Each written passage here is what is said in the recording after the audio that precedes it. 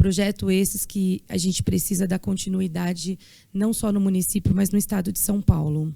Com certeza. Gente, essa é a nossa Ale Vecchio. Dentro do podcast, a hora de mudar chegou.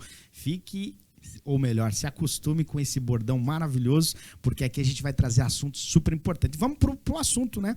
Vamos falar de diversidade? Vamos. Que é um assunto quente, né, Ale? É um assunto pesado, mas é um assunto de extrema importância. Elô, você é a dona da pauta. Vamos Sim. falar um pouquinho de diversidade. Claro. Você como mulher trans e também uma ativista social, né? Sim. Política, Sim. muito importante. E com esse desafio, candidata a deputada federal pelo Mobiliza São Paulo, é isso? Sim, eu vou estar em Brasília apoiando a minha amiga aqui em São Aí. Paulo, na Lesf. Vamos fazer uma união extremamente certeza. importante para o estado de São Paulo e para o Brasil, né? Com certeza. Heloísa, quando a gente fala de diversidade, o que vem à cabeça, como que você pode começar esse bate-papo aqui? Diversidade, eu tenho tido uma preocupação em falar sobre isso, porque nós estamos falando de algo muito global, muito macro, e não aquela coisa micro. E quando eu falo de diversidade, está incluso os negros, os LGBTs, as mulheres e tudo que pode Paciente envolver, com deficiência. sim, paciente com deficiência, pessoas especiais com algumas síndromes, que é o caso da Lê, que Exatamente. trabalha com isso. E diversidade, para mim, não está atrelado só à minha representação como mulher transexual, né? Primeiro que eu não me ponho assim num grupo fechado. Eu sou do povo, eu sou do mundo. Então, diversidade para mim é isso. É algo muito mais além de uma só figura, né? É uma história. Você enxerga a diversidade, Ale, da mesma forma da Heloísa? Enxergo sim, Anderson. As pessoas costumam colocar que a diversidade é tudo que não é semelhante, né? Então, quando ela citou ali a mulher na diferenciação ali com o homem, né? Nas suas... como que eu posso colocar aqui? As diferenças que acontecem no trabalho, né? Com salários, Sim. enfim. Nós temos aí os pacientes com deficiência, o preconceito com a raça, com a cor, Importantíssimo. enfim. Então, diversidade é isso. Só que para Levecchio, né? Para mim, Alessandra, a diversidade ela é uma atitude, né? Eu acho que a gente precisa entender que a diversidade é uma atitude forte que você tem que ter ali, independente do assunto, né? Ou do grau da diversidade. Os principais desafios que você vai enfrentar nessa sua campanha e na sua profissão, né? Você é advogada há quanto tempo, Heloísa? Eu sou advogada há uns 6 anos já que eu advogo, né? Mas a minha vida jurídica eu tenho iniciada desde o primeiro semestre da faculdade, porque eu era muito ativista, né? Sim. Mesmo sendo uma pessoa comum da sociedade. Porque antes de eu ser quem eu sou hoje no mundo jurídico, eu tive uma identidade, eu era empresária, né? Eu tinha um ramo que era beleza, então eu tinha uma rede Você era uma de salão. empreendedora. Eu era empreendedora, aí eu gerava emprego para as pessoas. Você é toda bonitona, viu? E eu fechei as minhas empresas e fiquei com muita dó quando eu tive que escolher em advogar, ir para a vida jurídica e abdicar de uma empresa que estava dando certo. E aí eu fiquei pensando, puta, eu vou fechar as portas e não vou mais gerar emprego para a sociedade. Eu ficava muito preocupada com isso. Heloísa, os seus principais clientes, você advoga para pessoas da mesma causa, das minorias, você advoga para todo tipo de cliente, você é uma advogada civil, criminal, trabalhista, pode falar um pouco? Não, nós somos associados, né? Então, assim, eu sou especialista pela PUC em Direito Criminal, né? Em Direito Penal Criminal. E a minha especialidade é o direito criminal. Mas isso não quer dizer que a gente não tenha capacidade técnica para fazer trabalho, civil, família, sucessões. Mas cada um, eu prefiro assim. Advogado generalista é muito preocupante, né? Então, quando você vai até um advogado e ele faz tudo, tome cuidado. Sim. Né? Tome cuidado porque ele não é um profissional decente. Dadas as venhas, você vai em um cirurgião plástico, ele faz só cirurgias plásticas, ele não vai fazer consulta generalista. E eu digo isso, portanto, eu quero ficar sempre na minha área. Agora, os meus clientes são, como por ser criminal, na maioria das vezes, são tráficos, homicídios, mas uns 80% é tráfico mesmo. Certo. Deixa eu te fazer uma pergunta, Elô. A área criminalista, ela é uma área bem forte, né? Vamos dizer assim, você agora acabou de citar, né, um tráfico, Sim. um cara ali que matou alguém, enfim. Como que é a sua chegada num presídio? Aí nós vamos voltar para a diversidade. Vamos lá, que é o nosso É um tema, tema. É um desafio, porque é uma mulher transexual que está Sim. advogando. Eu tenho um caso que eu posso citar aqui, que esse foi muito emblemático, porque eu estava dormindo, eram as 2:30 da manhã e estava ocorrendo a apreensão de drogas, né? E aí, uma advogada que estava de viagem falou assim: doutora, corre aqui, porque um cliente meu me ligou e disse que está sendo preso, todo mundo na casa dele, não sei o quê. Eu falei: gente, o que está acontecendo? Ela falou: você consegue ir lá? E eu moro numa região nobre de São Paulo, que é a Granja Julieta. Onde estava tendo essa apreensão é uma região bem periférica e muito criminosa, assim. Ela tem um histórico de criminalidade alta, que é o Capão Redondo. E eu fui. E ao chegar lá, eu me deparei com as 9 viaturas de polícia militar. E desci. Aí veio um soldado e falou assim: quem é você? Eu falei: eu sou advogada, né, dos meninos. Ah, mas bandido é demais, né? Bandido acabou de ser preso, já tá com um advogado. Eu falei: é o meu trabalho. Quem é o senhor? Eu sou soldado fulano de tal. Aí eu fui olhando um por um e vendo as etiquetinhas, né? Que por lei, eles precisam ter esta taginha para se identificar quem é. Soldado fulano, cabo fulano. E para minha surpresa, eram 8, 9 viaturas. E todos eram soldados, não tinha um de poder hierárquico. Aí eu falei: olha, não vou conversar com vocês, desculpa. Tinha um sargento, não tinha um cabo, não tinha nada. E eu falei: olha, vocês me chamem uma autoridade, mas eu percebi que eles não queriam me respeitar, primeiro, porque era uma mulher que estava advogando. E segundo, porque era uma mulher transexual que estava impondo a ele. Então, posso pegar um gancho? Claro. Seria um preconceito? Claro. Com certeza. Com Isso certeza. não é. Eu digo que não é nem um preconceito, é uma não aceitação do empoderamento da mulher. Quando vocês falam de empoderamento, e daqui a pouquinho a gente vai puxar um gancho naquilo que você falou das diferenças entre mulheres e homens, né? Quando vocês falam do empoderamento da mulher, uma vez que vocês são candidatas, e agora eu quero fazer uma provocação para as duas aqui. Como que vocês vão lidar com essa situação, né? Uma vez que vocês vão ser candidatas de todos, mas vocês defendem essa bandeira. Como é para fazer essa desmistificação em relação ao empoderamento das mulheres? Na verdade, Anderson, não teria que fazer uma desmistificação, né? Na verdade, é a gente trabalhar firme, o respeito, colocar ali pautas verdadeiras, ser coisas, como que eu posso te falar, que realmente não dá para o outro lado te debater ali, entendeu? Você tá fazendo certo, correto. Não interessa ali se é uma mulher que tá ou se vai ser um homem.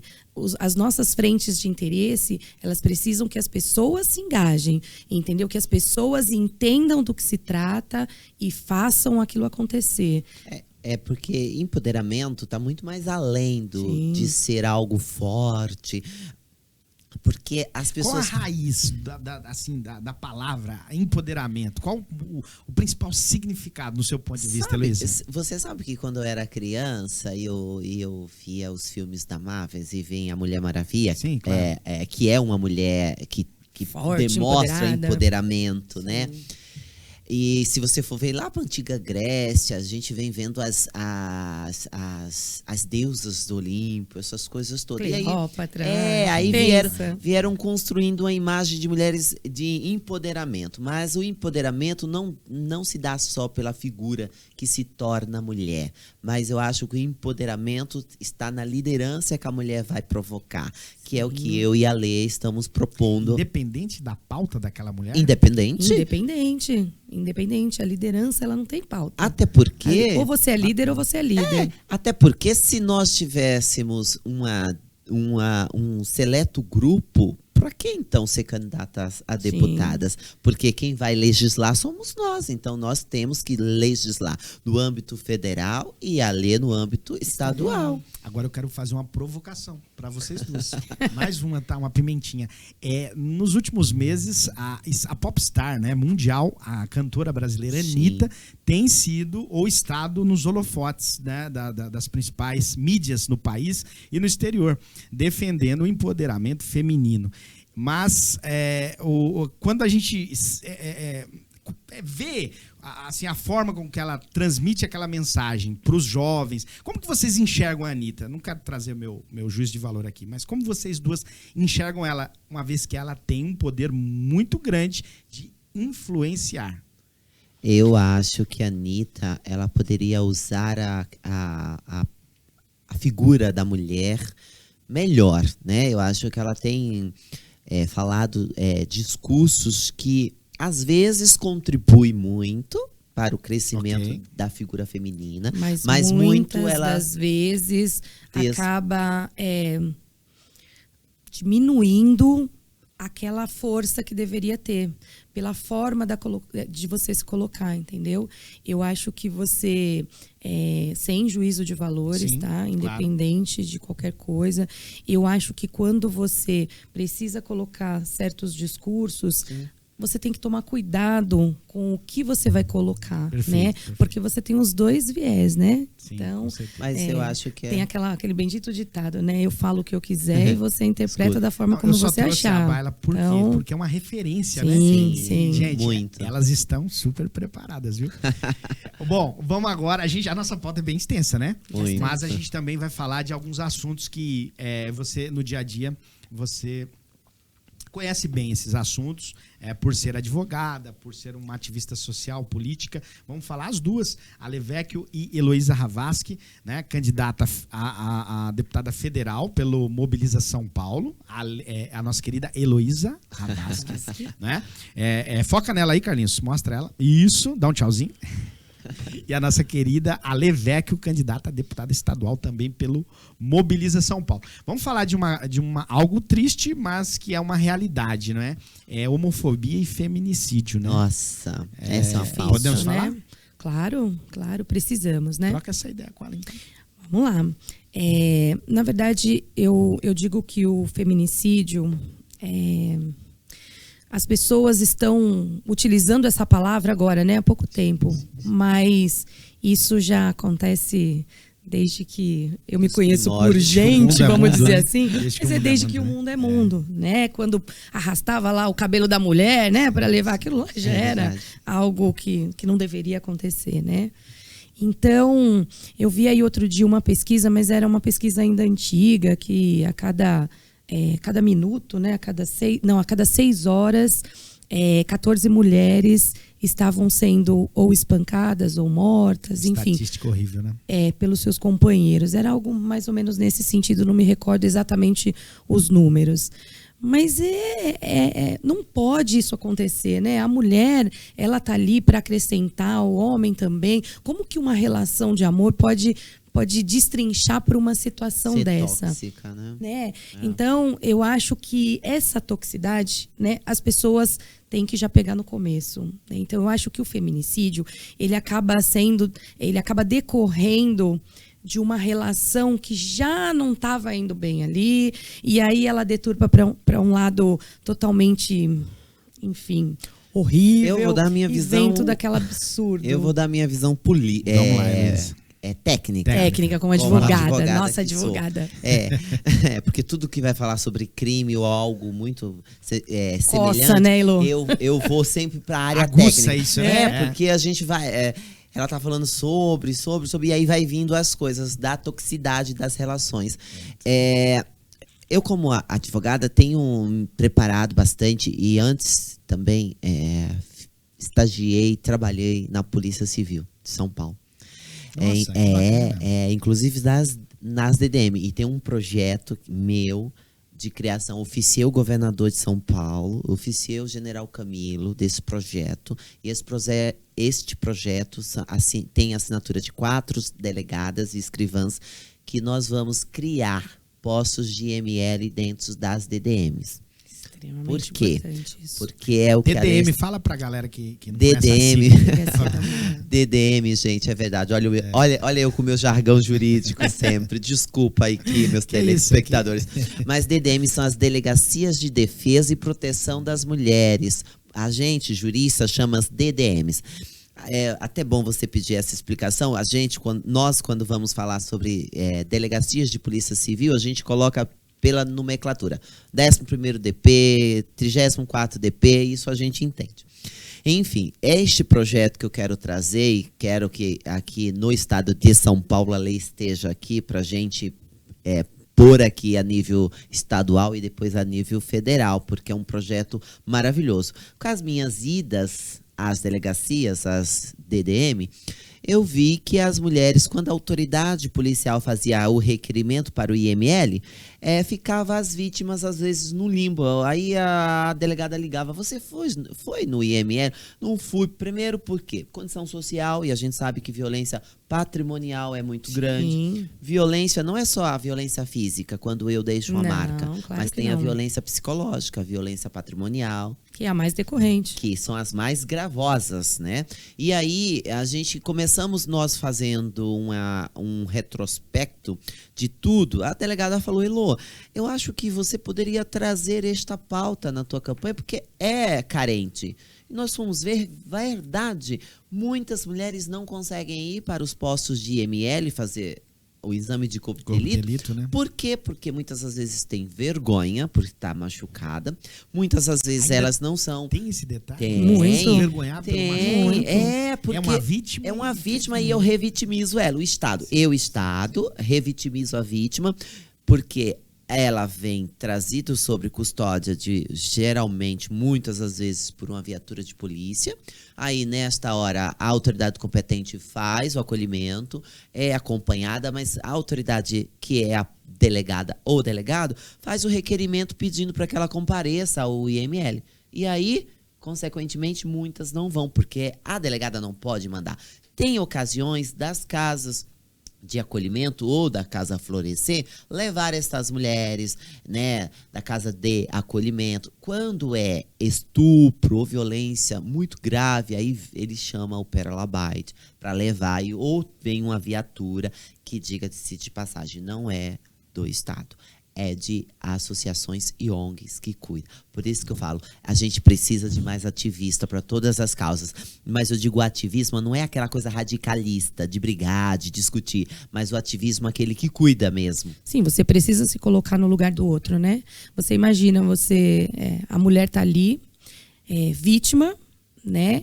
E aí você não tem essa condição para ela, ela se sente agredida pela segunda vez, e acaba desistindo no meio do caminho, né? Volta para casa, 2, 3 dias depois aquilo acontece novamente, porque o companheiro vai lá, não, isso não vai mais acontecer.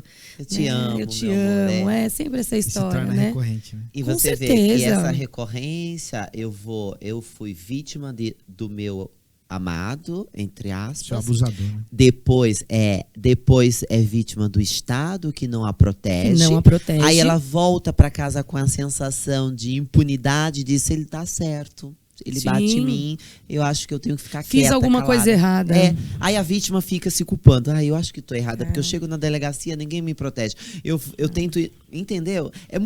Tá muito mais que só uma discussão política. É uma questão de saúde pública até. Exatamente. Acho que é isso. A gente E precisa... o que fazer para mudar? Alê e Elô. Então, um dos projetos da Heloísa, do IML, é uma das mudanças que podem acontecer, né? E a outra mudança já é mais setorial de segurança pública. Eu acredito que nós temos que desenvolver projetos onde a segurança pública atue efetivamente em cima desses agressores. Então, a gente tem aí as questões da tornozeleira eletrônica, né? Em alguns casos. Por que não utilizar nesses agressores? Por que não ter algo mais efetivo para esses agressores? Porque ele vai ficar com um pouquinho de receio, entendeu? Na hora que ele fizer aquilo de novo. Outro dia estava aqui no jornal, acho que ontem, ou antes de ontem, o marido aí agrediu a moça, a esposa, E o guarda perguntou, não, o jornalista perguntou para ela: você vai denunciá-lo? Ai, eu não sei, nada vai acontecer. Olha isso. Então, eu vou denunciar, ele vai voltar a acontecer aquilo, ninguém vai fazer nada. Então, eu acho que é a segurança pública junto com a saúde pública para cuidar dessa pauta do feminicídio. Tem que ser uma união, tem que ser um conjunto de ações. É isso a palavra certa, Anderson. Eu acho que as leis, nós temos leis muito boas. A lei da famigerada Lei Maria da Penha é uma lei que é muito bonita, mas ela não tem uma aplicabilidade. Ela não tem uma abrangência por quem também. deveria. A essência é ótima. É ótima. Não se aplica. Não se aplica da maneira. Não, a aplicabilidade dela não é boa. Porque a autoridade competente, que é quem aplica a lei, que é o delegado ou a delegada que vai receber essa vítima de violência doméstica, muitas das vezes também eu tenho percebido que elas têm se preocupado até com aquelas mulheres que vêm com denúncias apócrifas, né? Que é as denúncias mentirosas, para prejudicar o seu companheiro. Aí entra esse entrave da delegada de expedir e sofrer um abuso de autoridade. Aí, muitas das vezes, a autoridade competente não quer deixar de prevaricar, porque é uma lei que protege a vítima, porque eu levei para ela uma notícia, e aí muitas das vezes começa aquele entrave, e aí vai deslegitimando a luta e a dor da mulher. Essa burocracia também atrapalha muito. O Estado só. Vou fazer uma pergunta aqui, porque o podcast tem um título: A Hora de Mudar Chegou. E estamos falando de algumas mudanças que devem ser necessárias, né? Para que a nossa sociedade e o Estado de São Paulo está em foco aqui com a presença da nossa sempre querida Ale Vecchio, candidata a deputada estadual pelo Mobiliza São Paulo. E hoje estamos recebendo aqui no nosso programa, no nosso podcast, a Heloísa Ravasky, candidata a deputada federal também pelo Mobiliza São Paulo. Daqui a pouquinho elas vão falar um pouquinho dos planos, né, dos projetos e muito mais. Mas vamos fazer uma pergunta aqui, que o nosso tempo urge. O Brasil é um país homofóbico? Vamos começar com a Heloísa? Sim, nossa. Falar de homofobia é complicado nesse país machista e patriarcal, né? É um tema sensível e é um tema que entra na saúde pública, que é o teu viés, e entra na questão humanitária e de segurança pública. Social mesmo. Porque homofobia é um tema que nós devemos debater, que nós devemos começar a nos preocupar, porque a pessoa só está preocupada com o diferente, não com o que deveria ser. E a homofobia no Brasil, ela tem o Brasil tem se tornado o país que mais mata pessoas LGBTs. É o país que mais mata. Diga-se de passagem que é estatístico, tá? Vocês vão ficar surpresos. Eu tenho 40 anos. Se eu tivesse caído nas estatísticas, eu estaria morta aos 35 anos. Quando é a expectativa de uma mulher transexual no Brasil hoje, pelo estado de periculosidade, é de 35 anos. E o que se dá, Heloísa, e a Ale vai complementar esse problema ser tão grave, tendo em vista que estamos no século XXI, com pautas, né, internacionais, nacionais, a todo momento se falando desses temas, né? Tá faltando conscientização? O que está faltando? A lei? Depois a gente volta para a Heloísa. Bom, a homofobia ela já começa em casa, né? Eu tenho ali a minha opção sexual, os meus pais não aceitam e me expulsam de casa. Inclusive, você tem um projeto que depois você vai falar Com relacionado certeza. a isso. Sim. E a expulsão de casa. E aí, aquela pessoa já está completamente desestabilizada. Ela vai para a rua, ela tem um preconceito, ela sofre bullying. Então, você já está... Você tirou, já vamos colocar aqui, popularmente falando, você já tirou aquela pessoa totalmente do prumo, entendeu? Então, a homofobia ela é um assunto muito sensível, mas ela tem que ser abordada já desde casa, né? De dentro de casa, você já tem que explicar toda aquela relação, né? Eu tenho uma pessoa em casa que tem a sua orientação sexual. Ok, então vamos sentar aqui, vamos colocar essa pauta. Porque se ela estiver forte em casa, com os seus, entendeu? Lá fora, ela vai ter um olhar diferenciado, né? Ela já não vai se vitimizar lá fora, sim. né? Ela já vai ter uma certa película ali entre... É uma blindagem, uma né? blindagem, É uma blindagem. essa palavra certa, ela já vai ter uma blindagem. E lá fora, ela vai conseguir discutir esse assunto com mais propriedade, né? E não se sensibilizando tanto ela como pessoa. Porque, presta atenção, eu saí de casa porque os meus pais não me aceitaram. Eu chego na rua, eu não consigo um emprego, porque as empresas também têm um certo preconceito. Eu vou entrar num ônibus, eu já sofro um bullying. Eu vou numa balada, eu sou, sei lá, agredido. Então, é muito difícil. É um assunto, gente, que é bem difícil da gente comentar desse aqui. assunto muito mas bem. a Heloísa tem tá mais propriedade. Tá no ali lugar de fala. no Mas olha, gatilho. pra gente não perder a conexão, a gente vai ouvir a Heloísa Ravaschi, mas depois, pra gente não perder a conexão, vamos trazer o seu projeto Com em cima desse certeza. tema. Que a gente vai, Sim. se você tiver algum projeto também, vamos falar. Pra gente não perder. Sim. Que a gente tá falando de um problema, mas vamos trazer uma solução. Com certeza. Heloísa, no lugar de fala, você tem todo...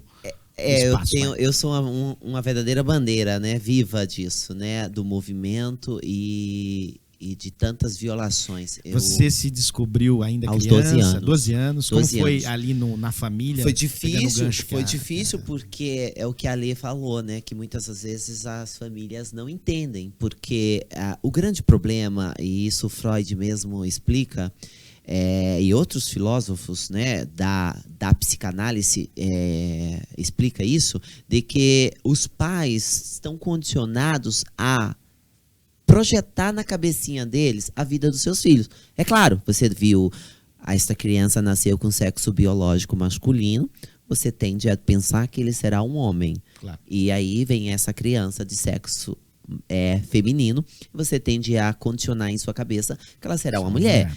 Isso tudo bem, tá tudo normal. O que não pode é que muitas das vezes, e eu digo que 90% dos lares, quando descobre que essa pessoa é um LGBT, o que acontece? Faz o que a Lê disse. Põe pra rua, desprotege, não dá aquela blindagem. Se tem uma pessoa que tem a mente extremamente desprovida de preconceito, vai acolher este filho, vai trazer para ele um poder a mais, vai dar uma estabilidade, vai acompanhar. Eu, na década de 80, sofri muito, imagina, né? E hoje nem existia o termo transexual. Era travesti ou traveco. Aqueles termos que deprecia e que menospreza. Olha para você ver. Mas você concorda ou discorda da minha fala agora? Houve um progresso em relação a isso? Um pouco, não muito. A gente precisava de mais, né? A Lê já disse que acho que não, ela vai falar daqui a pouquinho. A gente precisava de mais. Um pouco, nós já tivemos o reconhecimento da união homoafetiva, do poder de adotar a criança. Então, isso tudo houve uma pequena melhora, mas a gente precisa, nós estamos falando de algo muito grande, de uma coisa macro. Complexa. E aí eu te digo que a culpa é de quem? Do Estado. Porque em vez de deixar que o Supremo legisle e deixe que o legislador oriundo do Constituinte, que seria nós, federais, fizesse isso. Mas por pautas extremamente radicalistas, deixaram de proteger determinados grupos. Porque, na realidade, isso poderia estar vindo lá de cima e não dar o lugar de coadjuvante do Supremo. Que eu quero deixar aqui bem claro que eu agradeço até o Supremo de ter feito isso, porque a lei diz que quando há uma omissão do Estado, que seria eu, por exemplo, estou candidata a deputada federal, se eu não consigo legislar, produzir uma lei que proteja determinados grupos de vulnerabilidade, o poder fica à Suprema Corte. E aí mora o perigo, porque aí virá uma lei que talvez não tenha tantas coisas que na lei originária viria, que é a lei federal.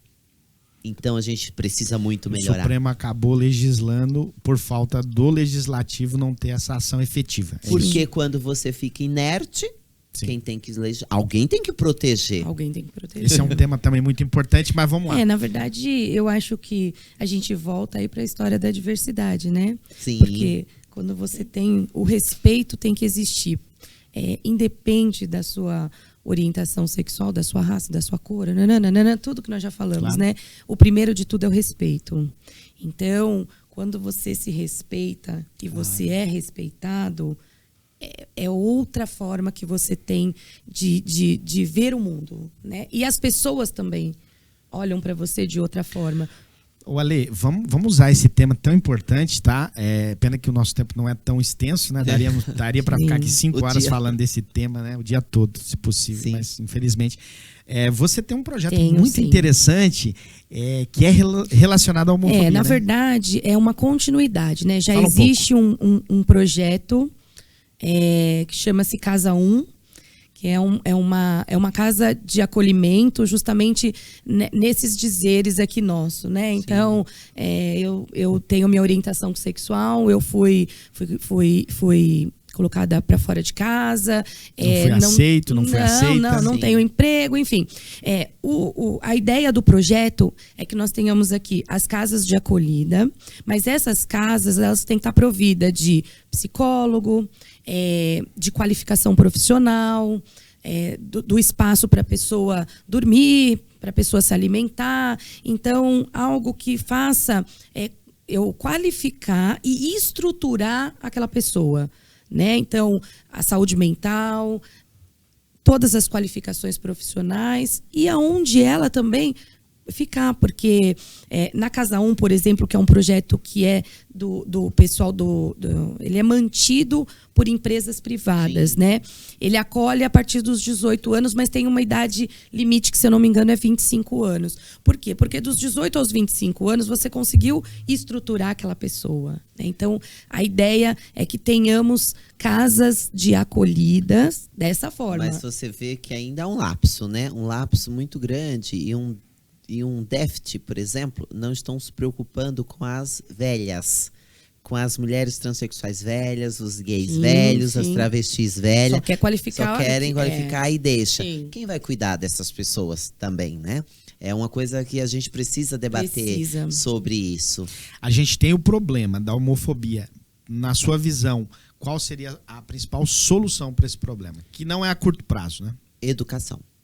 Na minha visão, na minha perspectiva, é retirar estas pessoas que estão em condição de vulnerabilidade desde a casa, desde a família. Família não quer, tem como.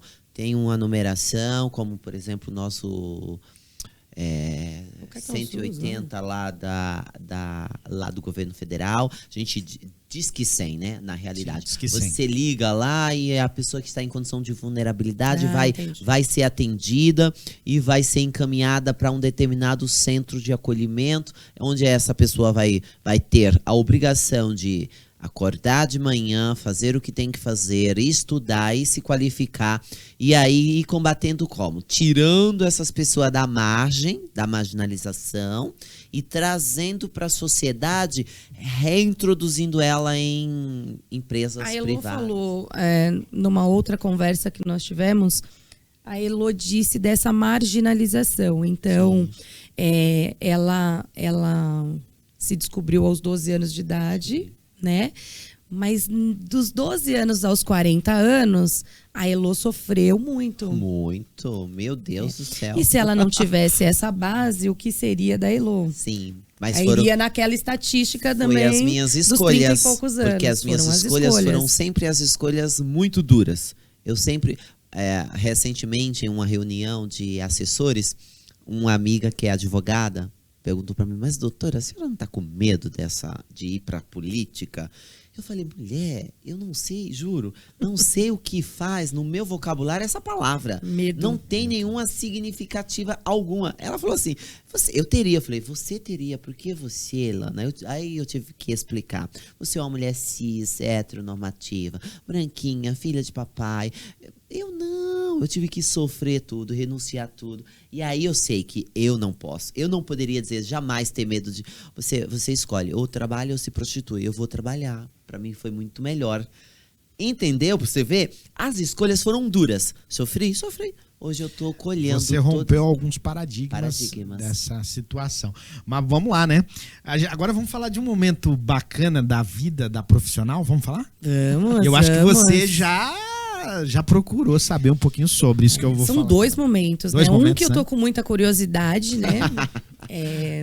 E o outro... Você é minha amiga, cuidado. Não, é bem leve, imagina. Ah, tá, pelo amor de Deus. Não me comprometo. Não comprometa. O horário não é propício. Não, de forma alguma, né, gente? Eu queria saber um pouco mais sobre o seu livro, né? O Desafio da Mulher Advogada. Porque... ele entra ali a diversidade. São 2 livros. Ele entra a mulher, ele entra... Enfim, eu queria que você falasse pra gente um pouquinho disso, pra gente bater um papo, né? Este livro é maravilhoso. Quando veio esse start, essa ideia? Eu fui convidada. Eu fui convidada pela OAB, do seu amigo, do meu amigo de infância, Dr. Eduardo A Ferrari. 58ª subseção de Guarulhos, a qual é presidida hoje por um colega maravilhoso, que, por coincidência, é amigo da Lê, você vê? Sim, muito legal. De infância. Este livro nasceu de uma ideia de uma colega que estava querendo falar. É um livro feito por mulheres, não tinha como não chamar uma mulher transexual para compor esta mesa, né? E somos em 16 autoras. E já é uma autoria compartilhada. Sim, com todas as autoras juntas. Bacana. E são mulheres, feito para mulheres. Então teve lá mulheres negras que falaram sobre o desafio da advogada negra. Mulheres, sei lá, gordas que falaram, porque até isso, você ser gordo hoje, você já tem um meio de desqualificação. Elô, você falou gordo e olhou pra mim? Não. E eu tô de postura hoje. Mas tudo eles acham alguma coisa para depreciar e diminuir o teu papel como profissional. Isso você acha. Sim. E aí o livro veio. O livro, eu tomei muito cuidado para não falar neste livro e passar uma imagem de pequenez, sabe? Passar a imagem da mulher que sou, grande, guerreira, dos desafios, porque ali é um desafio. E ser mulher advogada neste Brasil é ser desafiador todos os dias. Todos os dias, tanto pela autoridade policial, depois você vai pela autoridade competente que está na linha de investigativa, aí passando para a linha de investigativa ainda tem outra coisa, tá? Tem o promotor, tem o juiz e depois tem a linha de execução. Quando é a pior parte? Quando você vai entrar no presídio. Por quê? De todos os funcionários ali dos policiais penais, 90% são homens. Muitas das vezes vão olhar um advogado entrando. E eu vou sempre de vestido, salto alto, muito poderosa. Até porque eu tenho que mostrar que eu vim para isso, né? E eu falo com propriedade. Primeiro que eu sou especialista em direito penal e criminologia, né? Não é qualquer uma coisa, né? Então tem que dar o respeito. Claro. Também não quero ser melhor que ninguém, mas eu quero o meu lugar de fala e vai ter que me respeitar. Porque se não vai me respeitar, por bem, farei pela lei, cumprir a lei. Se me desrespeita nas minhas prerrogativas, eu imediatamente comunicarei à OAB pedindo para que faça imediatamente uma nota de repúdio. E eles não fazem isso. E o livro, eu tenho trazido isso. E eu tive essa peculiaridade de trazer e falar sobre o desafio de ser mulher na advocacia criminal, que é muito preocupante. E aí é assim, pode ter certeza, eu convido você, vamos eu e você, em qualquer lugar. Você é advogado e eu sou advogado. O tratamento com você será outro, porque se você falar não, eles vão pensar 2 vezes. Se é com mulher, ele vai dizer, não, é porque é assim, porque é assado, querendo mudar o que eu entendeu, mudar o que eu estudei e o que eu sei. Outro dia, num caso desse, o delegado falou para minha amiga que ela foi comigo, e o delegado falou assim, doutora, talvez não seja penalista. Olha, eu falei, doutor, desculpa. Não lhe confere o poder de conferir a capacidade técnica da minha amiga. A carteirinha dela é igual à minha. Ela está me acompanhando, ela é advogada. Não, porque... Falei, doutor, não se trata de um processo, porque dentro do processo penal é muito complexo, sim. Porque na fase inquisitiva, que é a fase de inquérito policial, não se tem ainda, há um paradigma ainda, se tem um devido processo legal ou não. E aí é nessa hora que eles dizem, não tem um devido processo legal, outro diz que tem. E aí eles acham que mudar o rito, isso traz violação. Mas se tratava de uma abordagem humanitária, porque se eu sou advogado, eu tenho que fazer o tratamento humanitário. Ale? Eu fico... Você leu meu livro, né? Porque você falou... Você leu tudo ou tá lendo ainda? Como tá essa situação? Tô nos finalmente. Eu tive que dar uma paradinha, né? Depois porque... você compartilha lá, me passa. E são 2 livros, tá? Vem um agora em modalidade escrita. Digital. Isso que eu perguntei pra ela. Você leu foi o e-book, mas tem um muito mais. Só eu escrevi, são as mesmas autoras, eu escrevi 21 capítulos. 21 capítulos. Só eu, sozinha. Eu falei tanto. Você me passa. Eu vou passar para você. Elo, e me fala uma coisa assim, até a parte ali que eu tava lendo no livro, você menciona com muita sutileza, mas menciona esses entraves, né? Esses percalços aí da vida da advogada.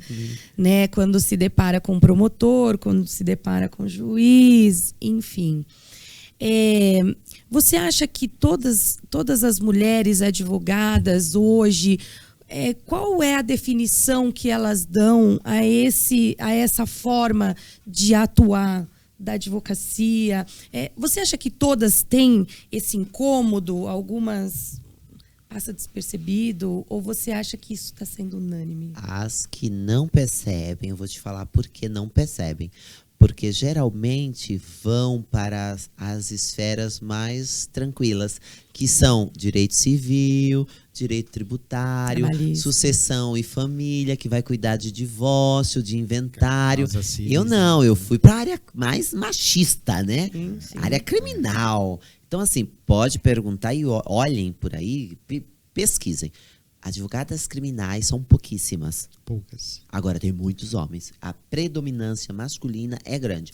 Por quê? Porque não tem... Primeiro que existe aquela coisa, eu tenho um filho, eu tenho medo de sofrer represália, vai ter sempre algo além do Estado. Antes dela chegar até o Estado, já tem outros fatores que vão atrapalhar. Esse mesmo assunto, a gente tem aí o gancho das mulheres na política, né? Com certeza.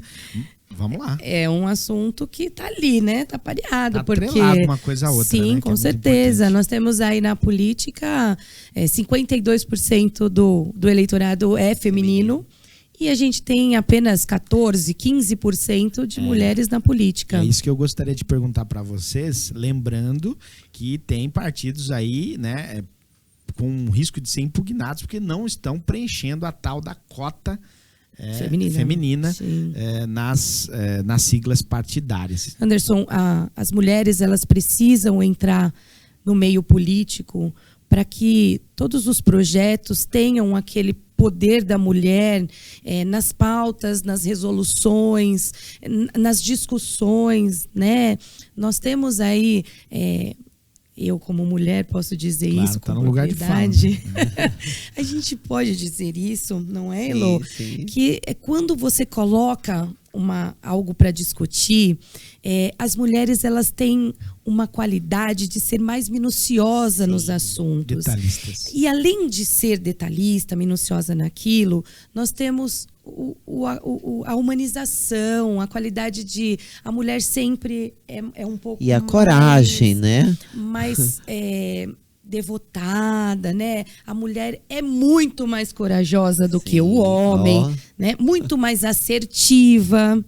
Tá? Então, a mulher ela precisa entrar na política, esquecer esse medo, esse machismo, essa doutrina que vem aí desde os primórdios, entendeu? E a gente ir com a cara e com a coragem, que é o meu caso e é o caso da Elo. Sim. Ale Vecchio, eu te pergunto uma coisa. Quando você fala precisa, eu vou fazer uma provocação para vocês duas. Adoro provocação. As mulheres se interessam pela política? assim, de uma forma geral? Porque quando a gente vê essa porcentagem tão pequena, vocês sendo mulheres, eu tenho certeza que vocês vão ser realistas aqui com a interatividade. Na minha percepção, não. Eu acho que a gente precisa de mais mulheres na política. Por quê? Porque imagine só, a Ale acabou de trazer gráficos de quantidade de mulheres que estão na política. Sim, com certeza. É pouquíssimo. Tá? Poucos, né? Se nota que a gente temos poucas mulheres. Ali. 14%. Quando o nosso eleitorado é de 52%, somos maioria. A maioria. Sim. Então, peraí, tem alguma coisa errada. Sim. Por isso que aí nós precisamos pensar bem como e quem vai nos representar. Porque se você quer direitos, tem que pôr alguém que sabe o que está passando você do outro lado. Outra provocação. Os políticos que se apresentam, principalmente para os cargos majoritários, nesse cenário, você acredita que tem pessoas preparadas para atender essa demanda das mulheres? Ale Vecchio, depois Heloísa Ravasky. Refaz sua pergunta, Anderson. Nesse atual cenário, né, que se coloca, vocês acham que há políticos preparados para atender essa demanda, né? Não. Das mulheres? Não, tá faltando muito. Tá faltando muito. Tá faltando, dentro do próprio partido, né, a gente ter essa Igualitária. Igualitária, né? A palavra certa. É uma situação igualitária. Equidade. Uma equidade. Então, isso precisa, quando começar isso dentro do próprio partido, né, isso acaba disseminando. Mas a gente não tem isso ainda, né? E aí você acaba ficando na minoria. E eu vou ainda ressaltar, ele acabou de falar que tem partidos correndo risco de ser impugnado. Sim. Risco porque são obrigados por lei, tá? Exato. Porque se não fosse a lei, os partidos não teriam dado o apoio pra gente. Então já começa por aí, que nós já estamos em um déficit muito grande. Os partidos, eles têm ficado assim, preocupados, porque e eu acho que o TSE e os TRE tem que cobrar, porque senão a gente não consegue entrar na política, porque os marajás e os senhores de engenhos continuam na política até hoje. Porque o meu pai foi governador, meu tio vai ser prefeito, meu filho vai ser vereador e depois será prefeito. Eu vou dando uma sucessão aos clãs masculinos, não os clãs femininos, clã masculino. Portanto, pode olhar que muitas famílias políticas que nasceram, eles não trazem as mulheres na política, trazem primeiro os homens. Porque a gente tem também a história do fundo partidário, Sim, né? Porque o fundo partidário envolve a parte financeira. A parte financeira. E aí eu tenho o fundo partidário, na sua grande maioria, para os partidos grandes. Os partidos grandes têm já os seus candidatos de ponta. Esses candidatos de ponta continuam sendo os candidatos de ponta. Você não tem aquela chance de adentrar naquele meio. Furar aquela bolha. Não tem jeito, entendeu? Só com lei. Então, não acontece a mudança. Então, a nossa proposta é essa. A hora de mudar chegou. A hora de entendeu? mudar chegou. Então, vocês estão vendo aqui duas mulheres extremamente corajosas, né? Competentes. E a gente está nesse desafio grande. Nós somos a minoria, mas a gente vai lutar de verdade, Anderson. Eu digo que eu vou lutar para que as mulheres se identifiquem com a política, que as mulheres briguem pelo seu lugar na política, pelo seu espaço, para que a gente possa, uma hora ali, chegar no número melhor, né? Com certeza. E nos últimos anos aí, nesses últimos 4 anos, um grande escândalo aí de Laranjal aí. Não vou falar nem o nome do partido. Não, verdade. Mas eu vou dizer para você, são essas coisas que, né? Mas vocês estão aí, né, firmes e fortes, representando essa categoria, né? Esse nicho, né? 52% dos eleitores são mulheres. E aí, uma provocação rápida. Mulher vota em mulher. Claro. Precisamos, né, acreditar nisso, né? Que mulher vota em mulher. Com certeza. Precisava fazer um slogan, entendeu? Vote em mulher. Vamos lá. Tem um outro assunto muito importante da nossa convidada de hoje, né, Ale Vecchio? Tem. Sobre? Na verdade, né, é uma curiosidade minha em relação à pauta ali do GDIS. Eu vi que você é membro de um grupo de estudos da USP, né, de direito sanitário. E aí eu fiquei curiosa, qual é a pauta, na verdade, qual é o estudo ali que vocês estão executando do direito sanitário? Este grupo, ele é idealizado pela professora Sueli Dalari. Um beijo, professora. O professor Fernando White. É um grupo que nós estamos sendo acompanhado por organismos internacionais, como a OPAS. A gente está acompanhados pelas universidades de Canadá, da França e da Índia. Nós lá somos mais ou menos 70 pesquisadores. Eu pesquiso um tema, claro, vou puxar a sardinha para o meu direito penal. Eu pesquiso acesso à saúde pública no sistema prisional. Então, é uma coisa... E aí, dentro desta minha pesquisa, o que eu quero mostrar? Eu quero mostrar também que o grupo LGBTs, até dentro do sistema prisional, sofre um desrespeito dos seus direitos. Eu digo direitos fundamentais, tá? Direito da Constituição. Eu não digo direitos provocados porque você é direito nato da pessoa humana, dignidade. E aí eu pesquiso esse tema. É um tema muito importante e dos 70, só uma mulher transexual no meio para fazer a diferença. Quem é ela? Heloísa Ravasky. Apresento a vocês a Elo. O Ale. Deixa eu só dar uma... Faz uma observação. E quando você fala que você está fazendo, que esse estudo é da parte penal, né, do sistema penitenciário, isso tem a ver com a forma como as pessoas, ou mais especificamente a classe LGBT, vive dentro do sistema prisional? Não. Eu aglobo todos os tipos. É até bom você fazer esta pergunta para ficar claro, que eu não me expressei direito. Eu pesquiso, é uma pesquisa quantitativa e qualitativa. É uma pesquisa de que eu vou pesquisar quantas mulheres acessam o sistema de saúde pública dentro do sistema prisional, quantos homens. Destes homens eu vou tirar quantos negros, destes quantos gays, das mulheres também. Por quê? Porque eu quero mostrar que se eu, uma cidadã comum, que não transgredi, estou aqui fora, tenho uma dificuldade em ter acesso à saúde pública normal, imagina uma pessoa em privação de liberdade.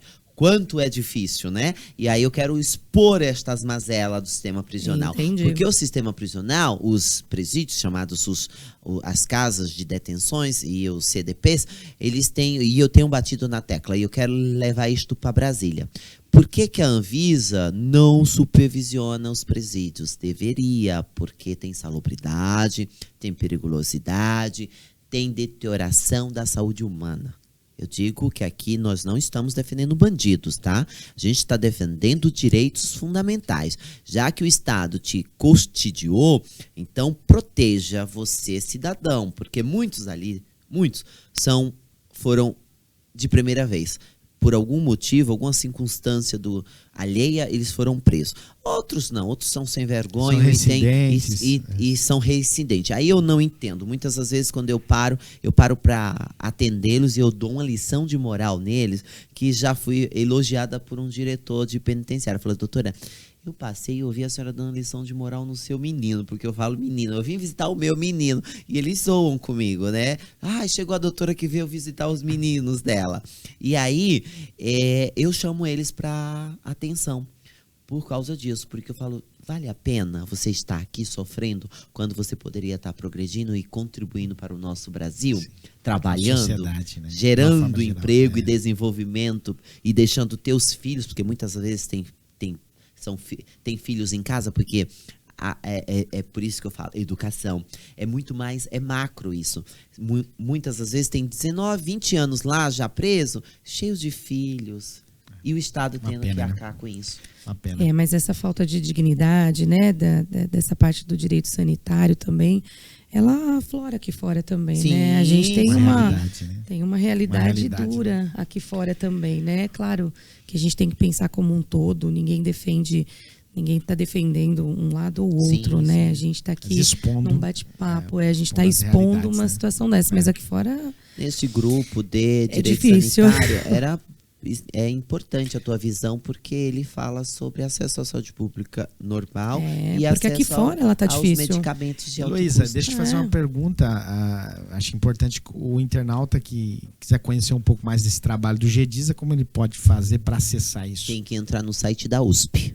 Vai na USP e você vai, mas vai na Faculdade de Saúde Pública, tá? Quem também quiser ir, pode ir procurar, fica na Doutora Arnaldo 750. Você pode ir lá, procurar saber que dias que são os grupos, e aí você entrega uma documentação, e aí eles fazem uma análise dessa documentação e te chama para fazer parte do grupo.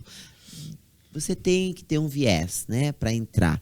Mas se você quer só pesquisar, pode pesquisar GEDISA. Entra na USP e vai lá nos centros de pesquisa. Ótimo. Só para pegar um gancho aqui da USP, sobre causas humanitárias, né? Tem uma pesquisa da USP que saiu há um tempo atrás, que eu acabei escrevendo um projeto sobre isso, que seriam o fato da falta de cultura que a gente tem no Brasil referente ao aproveitamento da comida, né? Tanto se fala aí da fome no mundo, da fome no Brasil. Nós temos aí uma pesquisa da USP que 33 toneladas são desperdiçadas das feiras livres todos os meses. Então, baseado nisso, eu fiquei matutando, né? Fiquei pensando, nós não temos uma infraestrutura boa no estado. Então, já começa lá da ponta, os produtores perdem as suas colheitas, porque não tem onde armazenar, não tem como trazer para as capitais, né? Para venda, vamos colocar assim. Então, ali já tem um desperdício. Então, para que a gente possa utilizar toda essa alimentação que está sendo desperdiçada, a gente precisa criar uma estrutura, uma infraestrutura realmente... uma malha viária. Uma malha viária para que toda essa colheita venha para a cidade, né? Nós conseguimos fazer com que o Estado também tenha os locais que nós podemos colocar aqui para reaproveitar todo aquele alimento. Legal. Porque quando termina a feira livre, você vai lá, é muita comida jogada fora, é uma falta de cultura. O Brasil, ele não tem a cultura do aproveitamento da comida, né? Do alimento ali em si. Então, você pode fazer com que todo esse alimento ele seja distribuído, não como feira, não. Sim. Você pode colocar ali aqueles restaurantes, tem vários projetos que eu estou visitando que eles utilizam do reaproveitamento da comida, né? Da cozinha social, para fazer as marmitas para distribuir. Legal. Você tem toda essa estrutura desenvolvida onde você vai fazer esse reaproveitamento, você vai deixar de gastar um dinheiro nos asilos, nas escolas públicas, né? Em toda essa parte pública com essa verba. Então, e você está num lugar de fala, né? Eu tô. Ali tem um projeto social maravilhoso, né? Fala um pouquinho. Nosso tempo está urgindo, mas dá tempo. Eu tenho um projeto social que, enfim, dentre vários projetos, tem um que eu fico bastante orgulhosa, que é o nosso mercado da solidariedade, né? Então, magnífico. Ele começou eu pegando assim alimentos, fui lá, recolhi alimentos das pessoas, recolhi dinheiro. Ali eu fiquei pensando, ninguém vive de arroz, feijão e farinha, né? As pessoas precisam de outros produtos para sua dignidade. Então, o que eu fazia? Eu pegava, transformava aquilo ali em papel higiênico, absorvente, sabonete, shampoo, presto barba. As pessoas precisam ter essa dignidade, né? Como que um cara não vai tomar banho, não vai escovar os dentes, não vai fazer a barba, vai procurar emprego de que forma?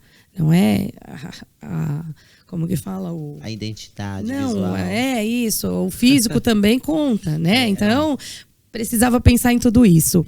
E aí eu fui na comunidade, coloquei todos aqueles produtos expostos e falei assim, olha, cada família tem direito a 12. Dividi, né, a quantidade de famílias que eu tinha. Cada um pode escolher ali 12 produtos. E foi um sucesso. As pessoas escolhiam sabão em pó, o seu sabonete, o seu shampoo, cada família escolhia ali. E para todas a gente levou as misturas, né? As famosas misturas. Mas ali a gente não tinha dinheiro para levar uma carne de verdade, então nós levávamos o frango, a salsicha, a linguiça. Mas era não deixa de ser uma carne, né, Lê? Sim. Mas era um diferencial, né? Não era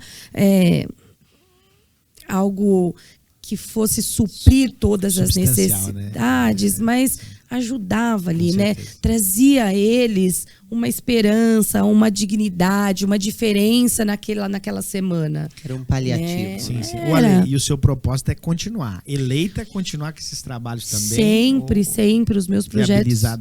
Os meus projetos sociais continuarão. Eleita.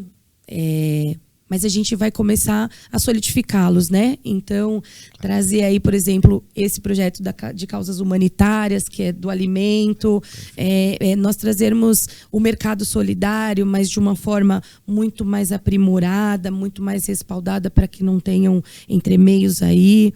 Mas as ações sociais, elas precisam. Eu acredito que o Brasil, ele é um país que precisa do assistencialismo, né? Só que eu não aceito as pessoas cruzarem os seus braços e achar que eu tenho que ganhar tudo, entendeu? Eu acho que você tem que subsidiar aquelas pessoas, né? Ensinar a pescar. Então, nós temos aí um outro projeto que já está prontinho, forno. Já está pronto. Vai ficar pro próximo episódio? Ou vai poder falar agora? Acho que eu vou falar agora. Vai, então vamos lá. Não, é muito rápido, tá? Na verdade, é o empreendedorismo dentro das comunidades. É um assunto que as pessoas falam muito, né? Mas que precisa se explanar isso. Eu tenho ali um espaço que eu ganhei, e ali nós vamos colocar dentro das comunidades cursos profissionalizantes. Então, eu quero ensinar as pessoas a ganhar o seu próprio dinheiro. Eu não preciso ficar levando cesta básica todos os meses para todas as mesmas famílias. Uma vez que eu vou dar todo o amparato para que elas trabalhem, para que elas se qualifiquem, entendeu? E elas vão ter a dignidade, elas vão ter a vida delas, cada uma nas suas mãos. Show de bola. Isso, rapidamente. Gente, mais de uma hora aqui de bate-papo no nosso podcast A Hora de Mudar chegou. Então, você que está nos acompanhando, compartilhe aí para que essas duas mulheres de fibra possam chegar aí a mais lares possíveis. Bom, mas nós temos ainda, vamos tentar ser resumido aqui, de uma forma resumida, mas nós temos um tema sobre o formulário Rogéria, né? Que é muito importante a gente falar. Né? A gente falou tanto da situação da violência, e a Heloísa pode falar. Pode nos ajudar muito, né? Sobre esse formulário. Nos trazer aí mais uma claridade sobre esse formulário Rogéria, né? Para quem não conhece, Rogéria foi um expoente, né? Sim, sim. Transexual. Ela era uma travesti, né? Ela gostava de ser considerada travesti, né? A Rogéria. Sim. E aí a Rogéria, ela começou fazendo mídia, fazendo que naquela época não existia hoje um YouTube da verdade. Vida, etc. Sim. Então eram os palcos, a Rogéria. Sim. Eu tenho uma amiga íntima da Rogéria, que é a Lala, e da Nani People, então são as três muito próximas. Eu sou fãzão da Nani. Também adoro. Adoro. Pra mim, e esse formulário agora, ele veio para dar um norte agora nas informações que o CNJ acabou de regulamentar isso, né? Ô Elo, esse formulário, ele vem para respaldar, ele vem para ajudar nos casos de agressão a classe LGBT. O público LGBT. Para vocês entenderem, porque muitas das vezes a pessoa, porque as pessoas confundem. Eu sou uma mulher transexual, minha orientação sexual é heterossexual. A minha identidade de gênero é feminina. Então as pessoas confundem. Quando vai falar sobre identidade de gênero em escola, as pessoas já pensam que é sexualizar a criança. E não é. As pessoas estão deturpando. A identidade de gênero é o que você se identifica, como eu me identifico. E a minha orientação sexual é o meu gosto. Entendeu? Sim. E então eu sou uma mulher transexual, heterossexual, porque eu gosto de homem. Como pode ter uma mulher transexual, bissexual. Pode, tá tudo bem, entendeu? Sim. E aí isso confunde. Aí na hora de uma mulher transexual, também temos que falar sobre os homens trans, que são mulheres que transacionaram para a identidade de gênero masculina. né? E aí, quando chega, se depara em um distrito policial e a autoridade competente vai registrar aquela violência, tem um problema. Esbarra em um problema. Eles, muitas das vezes, não respeitam a identidade de gênero. Entendi. A questão do prenome. Entendeu? Porque muitas das vezes elas não fizeram se chama retificação de assento de nome. Que é fazer a troca do nome, que ela nasceu no registro civil lá atrás, que os pais deram a ela ou a ele. Então eles vão fazer a retificação do assento. Vão trocar de João para Maria, ou de Maria para João. E aí é o entrave, que as autoridades muitas das vezes não sabem adequar. Não é culpa também da autoridade, é culpa do Estado, que não fez políticas públicas para isso. Portanto, olha a necessidade de pessoas engajadas com as pautas sociais. Sim. Eu tenho um projeto social igual o da Lê, só que o meu eu cuido de 400 crianças carentes no extremo do Grajaú e mais de 600 famílias. Nossa. Chama-se o Projeto Social Doe com o Coração 2019. É um projeto lindo que eu cuido. E lá o que eu estou cuidando? Eu parei de cuidar de pessoas adultas. Estou cuidando de criança, porque criança é a salvação. É a salvação. Então eu estou É falando com elas, sentando com elas para falar sobre. Porque é chocante, no meio das periferias, adolescente de 12 anos falando em sexo. E eu tenho que falar, você estuda aqui. Qual é a tua série? Ai, tia, eu tô em tal série. Eu falei, não, isso não é hora de você ficar pensando em namorar, menino. Isso é hora de você estudar. Ai, tia, mas é porque ela ficou afim de mim. Ou ele ficou afim de mim. Não. Eu chamo na xincha pra você ver. E aí, até isso, eles têm essa confusão. A gente precisa educar. E quando esse CNJ trouxe o formulário Rogéria, foi para que o judiciário não incorresse em risco. Porque muitas das vezes você me batia. Aí, até chegar no judiciário, teria o delegado que não aplicou a lei correta, tem o promotor que não ofereceu a denúncia, o juiz que não condenou corretamente. E o que aconteceu? Houve sucessões de violações aos direitos fundamentais da pessoa. Entendi. A dignidade. Aí, este formulário agora... Esse formulário vem para... Este formulário vai engessar. Vai deixar no prumo e vai deixar o ali formulário. um protocolo. Ninguém vai sair. Uso. Porque Entendi. se sair, a pessoa vítima pode recorrer.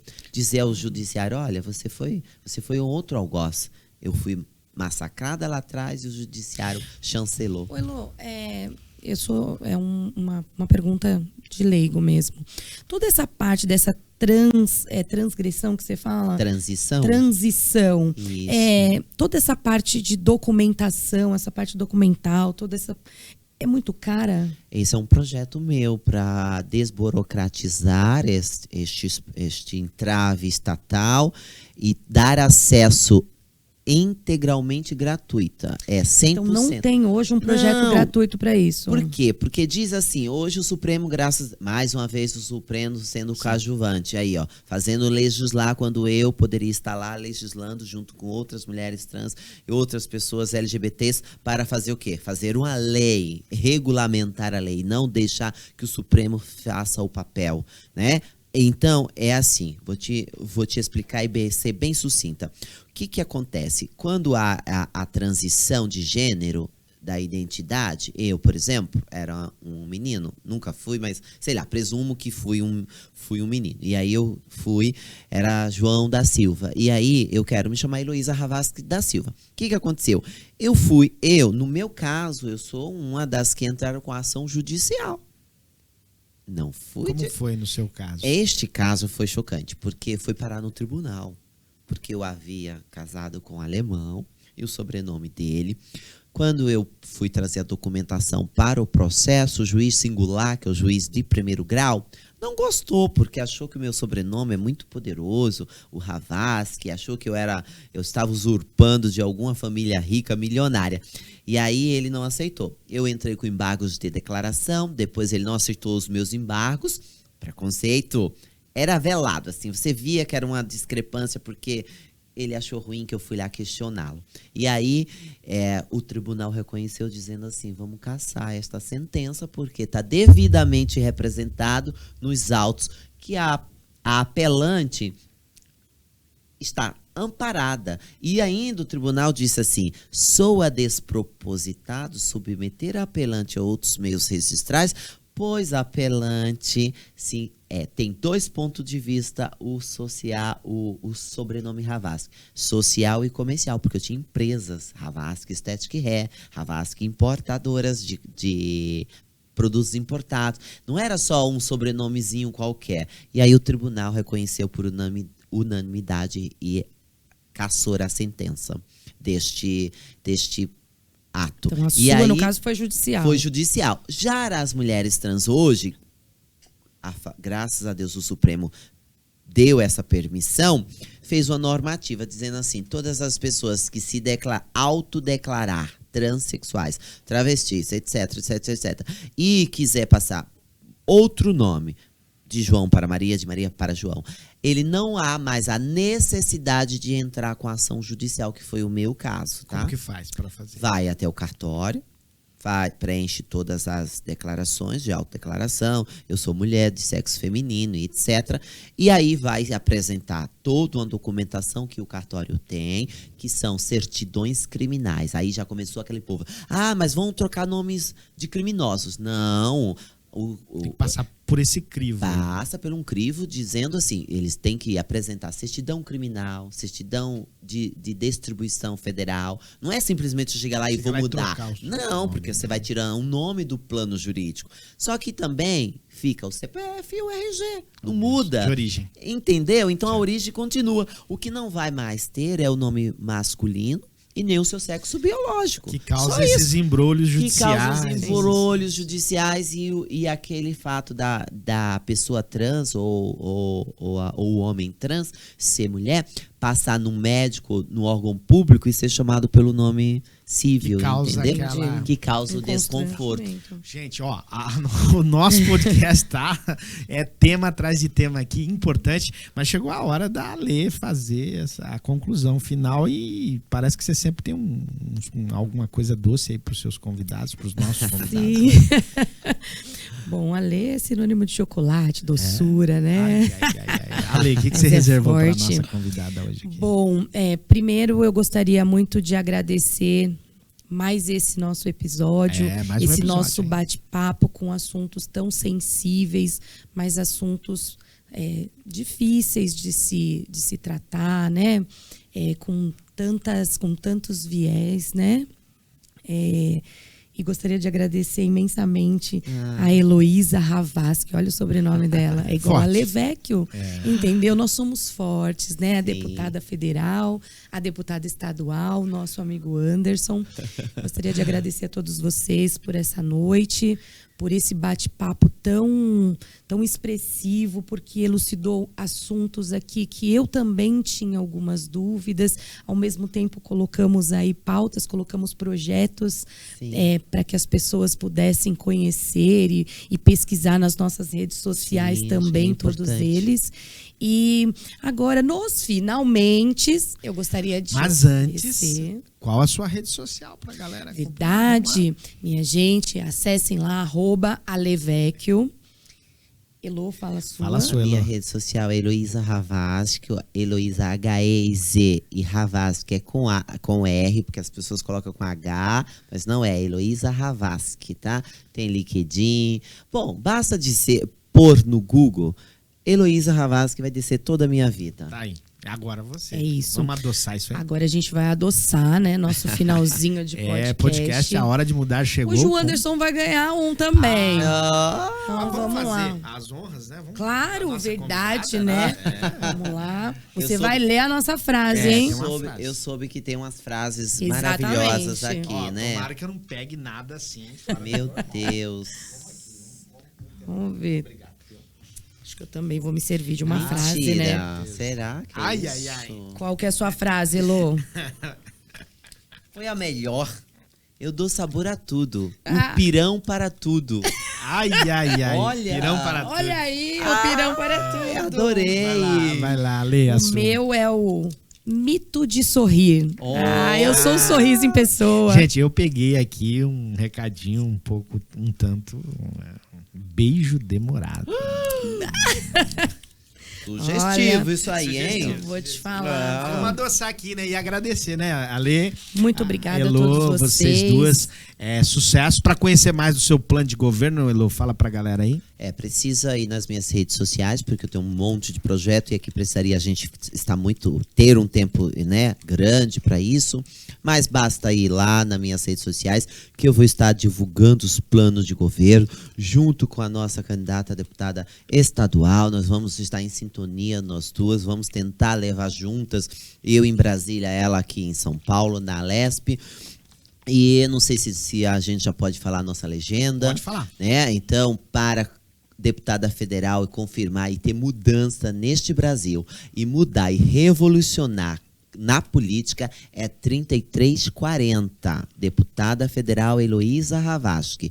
Conte sempre com a nossa presença, com o nosso poder como mulher, garra, determinação e comprometimento, porque nós não vamos começar a falar asneira e não cumpri-las, né? Nós estamos falando aqui propostas, estamos disponíveis para qualquer proposta que também vocês quiserem trazer. Eu estou aberta, né, Lê? A gente está aberta a isso. Nós estamos. E é isso.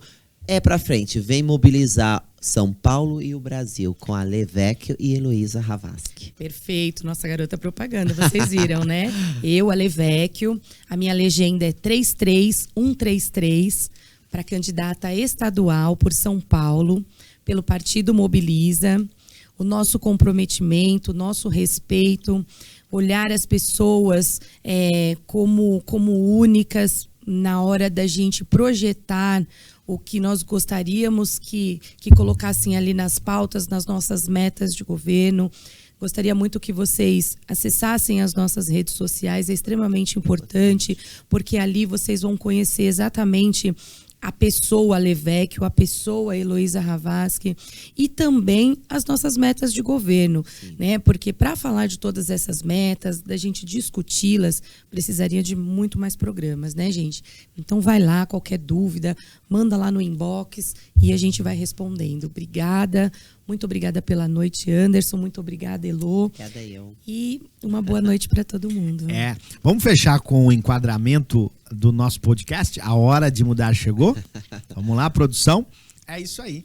A hora de mudar chegou. Boa noite. Boa noite. Boa noite. Foi? Muito maravilhoso. Bom.